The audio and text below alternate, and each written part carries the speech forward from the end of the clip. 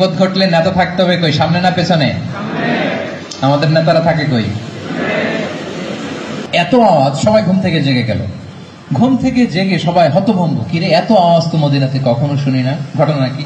কেউ ঘোড়া নিয়ে, কেউ উট নিয়ে, কেউ খচ্চর নিয়ে, কেউ এমনি খালি পায়ে ছুটতে আরম্ভ করলো আওয়াজের দিকে, দেখি যাই কোথায় কি হলো।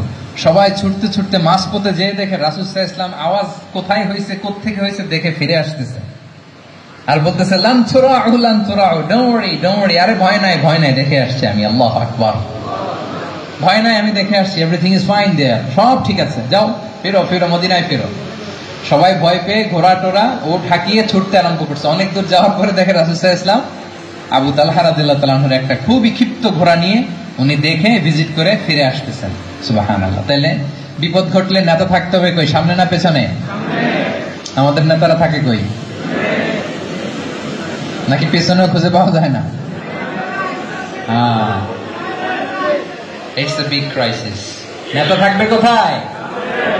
Frontliner. Leader should be frontliner.